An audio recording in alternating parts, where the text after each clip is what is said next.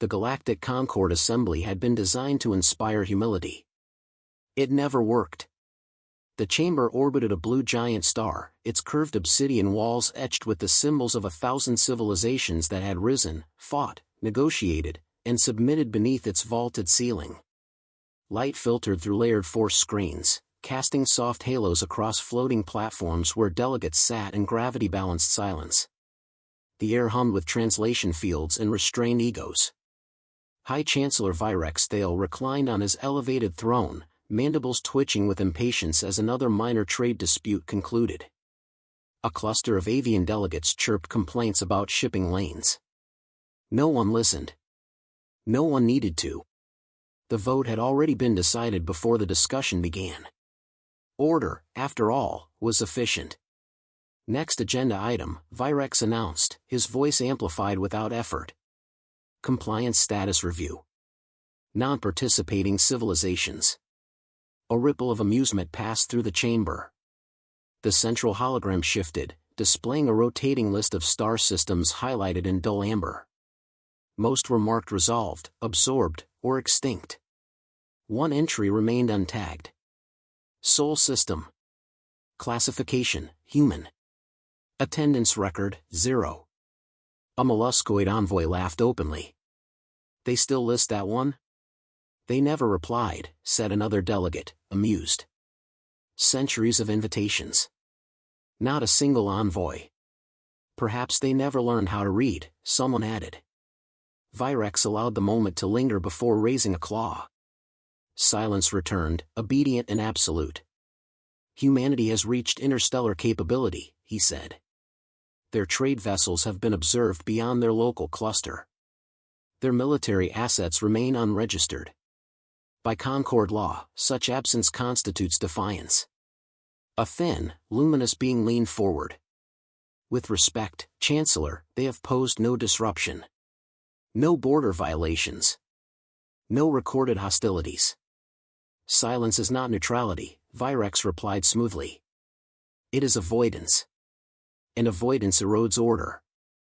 The hologram expanded, revealing legal glyphs cascading like falling stars. I propose we formalize what has long been implicit, Virex continued. The mandatory compliance edict shall apply retroactively. Humanity will submit its fleets, its strategic doctrines, and its sovereignty framework to Concord oversight. A murmur followed. Not disagreement, anticipation. And if they refuse, asked the crystalline delegate. Virex's mandibles curled in a smile. Then they will learn why attendance matters. The vote proceeded quickly. Lights flared green across the chamber, one after another, until dissent became statistically irrelevant. The edict passed with overwhelming support. Transmit the declaration, Virex ordered. An aide bowed. Already queued, Chancellor. A narrow beam of encoded authority leapt across space toward Sol. Automated. Impersonal. Final. For a moment, the assembly relaxed. Another loose end tied. Another civilization folded neatly into the hierarchy. The Concord endured because it tolerated no exceptions. Then the alarms began. At first, it was subtle, a low harmonic tremor beneath the chamber's ambient hum. A junior sensor analyst stiffened, tendrils going rigid. Chancellor, the analyst said, voice tight. We're registering anomalous mass signatures at the system boundary. Virex did not turn. Define anomalous. They're numerous. The hologram flickered. The Sol system zoomed outward, data layers stacking rapidly. One contact appeared. Then another. Then dozens. Hundreds. The system autoscaled, struggling to maintain perspective. The chamber fell quiet again, this time without instruction. Fleet, someone whispered. The analyst swallowed. Sir, our classifiers can't match the profiles. No known configuration. No energy spikes consistent with standard drives. How many? Virex demanded. The analyst hesitated. The count keeps increasing. The hologram adjusted once more, revealing a formation so vast it distorted the surrounding data grid. Identical silhouettes arranged with surgical precision, spanning millions of kilometers. Not scattered. Not advancing. Waiting. "That's not a fleet," murmured the crystalline delegate. "That's a barrier." Another aide rushed forward. "Chancellor, they bypassed the outer sensor net without triggering a single alert. They're already inside the system." Virex rose slowly from his throne. "Identify origin." The chamber's translators activated as a new signal cut cleanly through the noise. No encryption scramble. No delay. Just clarity. "This is Admiral Elias Rourke of Earth," the voice said, calm and unhurried. Human. Male. Unmistakably composed. Several delegates recoiled instinctively. "We acknowledge receipt of your compliance edict," Rourke continued. "After internal review, we have chosen to respond in person." Virex straightened, gathering authority like a cloak. "Human representative," he said coldly. "You stand in violation of Concord law. Your presence is unauthorized." A pause followed, not technical, but deliberate. Respectfully, Rourke replied, "We don't recognize your jurisdiction." The hologram sharpened, revealing the lead vessel in stark detail. Its surface absorbed light rather than reflecting it, geometry flowing in ways Concord engineers could not parse. No visible weapons. No insignia beyond a single marking, a pale blue sphere etched near the hull. "Earth. You will withdraw your fleet immediately," Virex commanded. "Failure to comply will result in enforcement action." Another pause. Longer this time. "Chancellor," Rourke said, "you sent a message declaring our sovereignty conditional. We arrived to clarify a misunderstanding. The fleet did not move. It did not threaten. It simply existed, vast, silent, undeniable." Around the chamber, delegates exchanged uneasy glances. Systems that had survived supernovas and wars suddenly felt small. "Earth does not attend meetings," Rourke finished. "Earth prepares." The transmission ended. The alarms did not stop. The Concord did not panic. It fractured. Information surged through private channels, layered conversations erupting behind composed exteriors. Delegates who had overseen wars and extinctions now stared at the projection in quiet disbelief. The human fleet remained motionless, its formation flawless, every vessel holding position with unnerving precision. High Chancellor Virex Thale lifted a claw, forcing order through habit alone. "Reopen the channel." The hologram shimmered. Admiral Elias Rourke reappeared, seated, hands folded, posture relaxed. He wore no ceremonial markings, no visible rank beyond a simple insignia at his collar. He looked less like a conqueror and more like a man waiting for a delayed meeting to begin. "You speak of misunderstanding," Virex said. "You ignore 3 centuries of diplomatic protocol. You arrive with an armada large enough to destabilize this sector. Explain yourself." Rourke nodded once. "Gladly." A few delegates leaned forward, curiosity edging past fear. "For 312 years, Rourke continued, you invited us to observe your process. Councils. Votes. Enforcement actions. We listened. You never responded," a reptilian envoy snapped. "We responded internally," Rourke replied. "Every time." The human commander gestured, and the hologram expanded. Not a weapon display. Not a threat. A historical overlay. Conflicts unfolded in accelerated silence, wars sparked by trade disputes, alliances collapsing over narrow margins, entire species erased by committee decisions framed as necessary stabilization. Dates, casualty estimates, resource tallies. Brutal efficiency rendered as data. "You call this order," Rourke said. "We call it predictable." Virex bristled. "You presume much for a civilization that chose isolation." "We chose observation," Rourke corrected. "There's a difference." A luminous delegate spoke carefully. If Earth possessed concerns, you could have raised them. Negotiated. Rourke's expression did not change. Negotiation implies leverage. We didn't have enough until we did. A murmur rippled through the chamber. Explain your fleet, Virex demanded. Our sensors detect no active weapon systems. No power signatures consistent with military readiness. Are you bluffing? The question hung in the air, sharp and desperate. Rourke exhaled softly, almost amused. Chancellor, if we were bluffing, we wouldn't have come ourselves. The projection shifted again. One of the human vessels detached from formation, gliding forward with silent grace. Concord defense arrays tracked it automatically, targeting solutions blooming across tactical displays. Stand down those systems, Rourke said calmly. Several defense commanders hesitated. Do it, Virex ordered. Weapons powered down, reluctance echoing through the command lattice. The lone ship advanced until it hovered at the edge of the Assembly's jurisdictional boundary. It did not cross. This ship is unarmed, Rourke said. At least by your definitions. And yet you threaten us with it, asked the crystalline delegate. No, Rourke replied. I'm demonstrating a principle. The vessel pulsed once. Not light, absence. A ripple spread outward, invisible but absolute.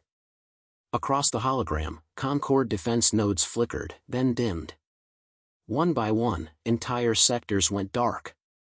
Gasps filled the chamber. 8 voices overlapped. We've lost targeting control. Communications lag across 3 regions. Energy distribution is collapsing, no damage, just inaccessible. Rourke watched without expression. That pulse, Virex said tightly, what was it? A handshake, Rourke answered. We introduced ourselves to your infrastructure. You disabled our defenses, Virex accused. Rourke tilted his head. No. We asked them to rest. They agreed. The chamber erupted in argument. Fear sharpened into anger, anger into confusion. You could have crippled us, the luminous delegate said. Why didn't you? Because we're not here to conquer, Rourke replied. We're here to establish boundaries. Virex slammed a claw against his throne. You bypass our authority, undermine our security, and expect respect? Rourke met his gaze. We expect acknowledgement. Silence followed. Heavy. Unavoidable. For centuries, Rourke continued, you measured relevance by attendance. If a species didn't sit in this chamber, you assumed it lacked will or capability. We let you believe that. It kept us out of your conflicts. You benefited from our stability, Virex shot back. We survived despite it, Rourke said. Your wars never reached us because we ensured they couldn't. The human commander leaned forward slightly. We mapped every engagement you authorized. Studied every doctrine you enforced. We watched civilizations trust your protection and vanish when the vote shifted. A few delegates looked away. So when your edict arrived, Rourke said, voice steady, we recognized the pattern. Centralize. Absorb. Neutralize dissent. You presume inevitability, Virex said. No, Rourke replied. We prepared for it. The lone ship eased back into formation. The disabled systems across Concord space reactivated without damage, as if nothing had happened. That was a courtesy, Rourke added. Next time wouldn't be. The implication settled like gravity. You will rescind the compliance edict as it applies to Earth, Rourke said. You will recognize our sovereignty as non-negotiable. In return, we will remain exactly what we have always been. Virex's mandibles tightened. And what is that? Rourke allowed himself a small, human smile. Quiet, he said. Until we aren't. The channel closed. No one spoke. The galaxy had not been threatened. It had been measured. The Concord Assembly had survived coups, civil collapses, and stars going dark. It had never faced stillness like this. High Chancellor Virex Thale remained standing, claws resting against the edge of his throne, eyes fixed on the empty space where the human projection had been. Around him, delegates sat frozen, their private channels silent for the first time in recorded history. No one rushed to fill the void. Instinct warned them not to. An aide finally spoke, voice unsteady. "Chancellor, external defense commands report full functionality restored. No damage. No residual interference." Virex did not turn. "In the human fleet?" "Still holding position. No changes in formation." Of course they were. Virex exhaled slowly, forcing his mandibles to relax. "Summon the Strategic Council." "They're already connected," the aide replied. They, never disconnected. The central hologram shifted. Faces appeared, fleet marshals, economic arbiters, security overseers. None looked confident. "We must respond," Virex said. "Now." "Authority depends on momentum." A military commander spoke first. "Our combined fleets outnumber theirs 3-1. And yet," another cut in, "they shut down our defenses with a single vessel. No visible weapons. No casualties. If that was restraint, escalation favors them." A third voice followed, quiet and sharp. "Member species are watching. If we provoke conflict and lose control, the Concord fractures." Virex clenched his claws. "So we do nothing?" "We reassess," the luminous delegate said from the chamber floor. For the first time. Before Virex could answer, the alarms returned, not shrill, not urgent, but deliberate. A controlled alert. The aide's tendrils stiffened again. "Chancellor, the human fleet is moving." A wave of unease swept the assembly. The hologram zoomed outward. The 1,000 vessels shifted in perfect unison, not advancing, not retreating. They were reorienting. "Trajectory?" Virex demanded. "They're aligning with us." Defensive commanders shouted orders. Systems spun up, power levels climbing. "Stand down," the luminous delegate said sharply. "We will not fire." Virex hesitated, then nodded. "Stand down." The human fleet completed its adjustment. One ship, larger than the rest, its geometry subtly different, glided forward. Not aggressively. Intentionally. A channel opened without request. Admiral Rourke reappeared. "You're violating assembly perimeter," Virex said. "No," Rourke replied. "We're entering dialogue range." "You've made your position clear," Virex said. "What more do you want?" Rourke's gaze swept the chamber, lingering on faces that had once dismissed his species as a footnote. "Clarity," he said. "For everyone listening." The lead vessel pulsed again, not with absence this time, but presence. Space itself seemed to tense. Across the hologram, Concord fleets and neighboring systems froze mid-maneuver, engines locked, weapons inert. Gasps echoed. "We're not disabling them," Rourke said calmly. "We're suspending intent. Nothing in your arsenal can currently decide to harm anything." A security overseer whispered, "That's impossible." Rourke inclined his head. "It was. Then we solved it." Virex's voice dropped. "This is coercion." "This is demonstration," Rourke replied. "There's a difference." The human commander leaned forward. "For generations, you enforced peace by threatening violence. You assumed everyone measured survival the same way. We didn't." A crystalline delegate spoke, voice trembling. "If you can do this, why let us exist at all?" Rourke met the question without hesitation. "Because we don't need to rule you to be safe." The chamber absorbed that slowly. "Earth has no interest in seats, votes, or oversight roles," Rourke continued. "We will not join your Concord. We will not oppose it. We will exist alongside it." "And if we refuse?" Virex asked. Rourke's tone did not change. "Then you'll learn how expensive refusal can be." Silence followed. Not fearful. Final. One by one, indicators across the chamber lit up, not votes, but withdrawals. Trade blocs suspended sanctions. Defense coalitions rescinded mutual enforcement clauses. Member species quietly stepped back from Concord authority, reassessing loyalties that had felt immutable hours earlier. Virex watched his empire dissolve in real time. "You're dismantling centuries of order," he said bitterly. Rourke shook his head. "No. We're revealing its limits." The lead vessel drifted closer, stopping just short of the assembly's boundary. Close enough to be undeniable. "Here are our terms," Rourke said. "Recognize Earth as sovereign and exempt from Concord enforcement. Rescind the compliance edict as it applies to us. In exchange, we guarantee non-interference, unless provoked." "And if another species seeks our protection from you?" the luminous delegate asked.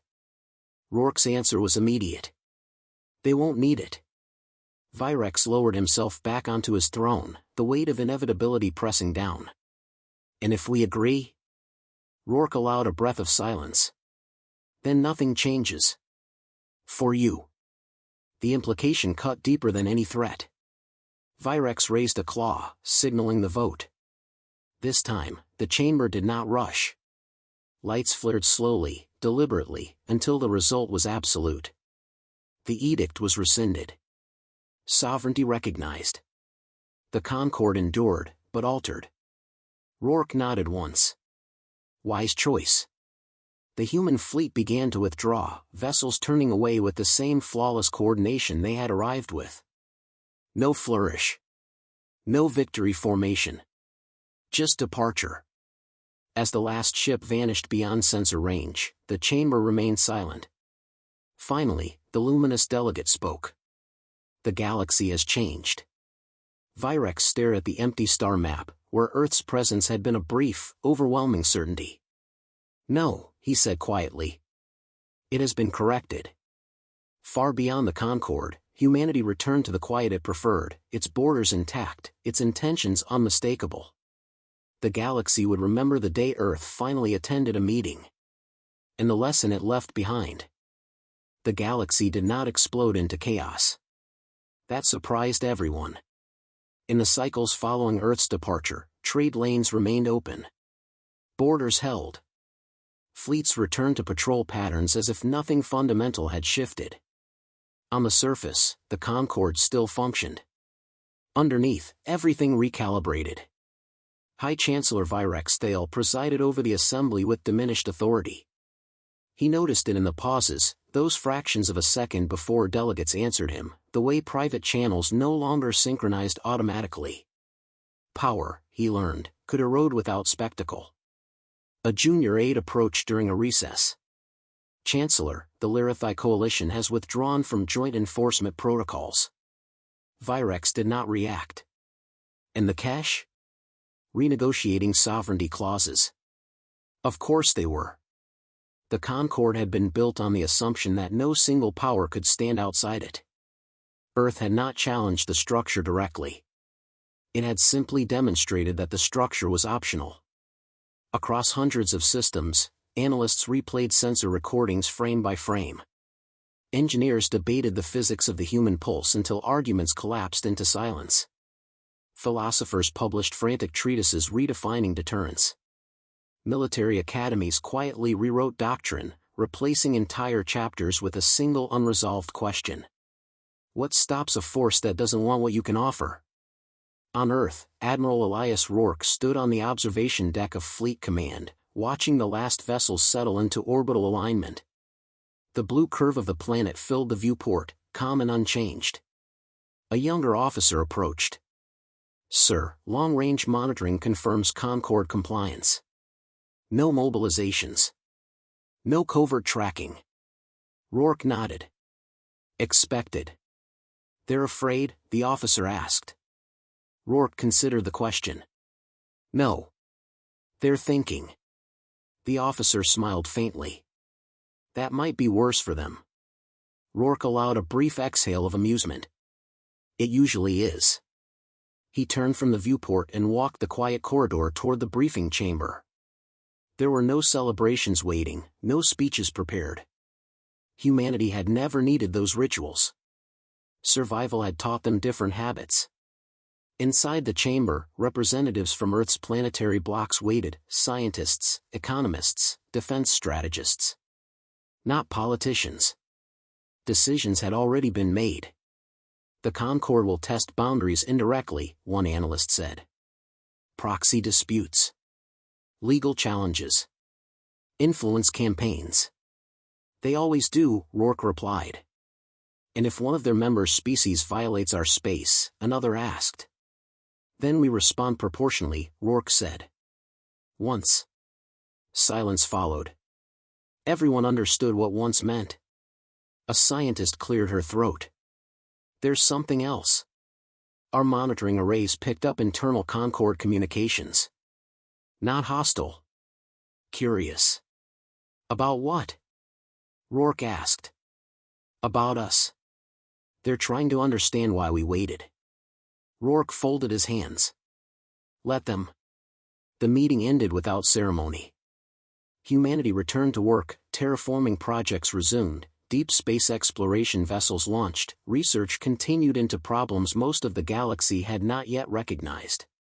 Far away, in the Concord assembly, a new agenda item appeared for the first time in centuries. Independent powers. The debate was cautious. Measured. No one laughed. A delegate from a minor species spoke softly. If Earth could exist unseen for centuries, how many others might be out there? No one answered. Virex listened, feeling the question echo in places authority could no longer reach. The Concord had believed itself the center of civilization. Earth had revealed it as merely one participant among many.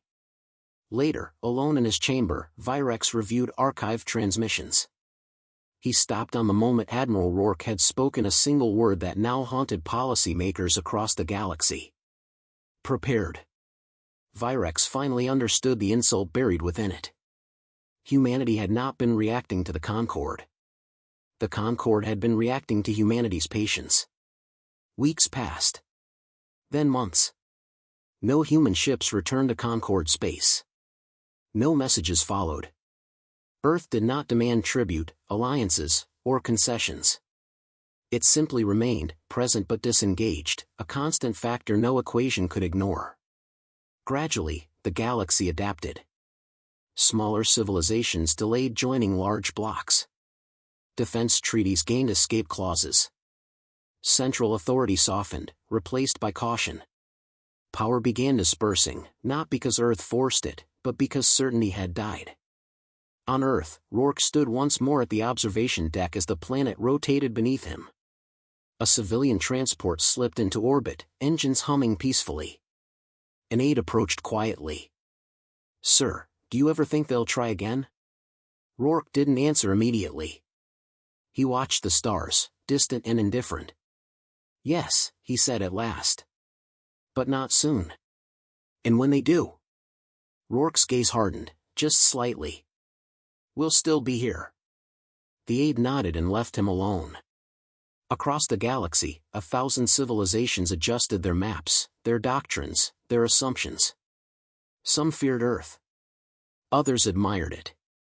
Most simply respected it, in the way one respects gravity, not as a threat, but as a fact. Earth had not claimed dominance. It had established a constant. In the universe, for the first time in a long while, learned to calculate around humanity.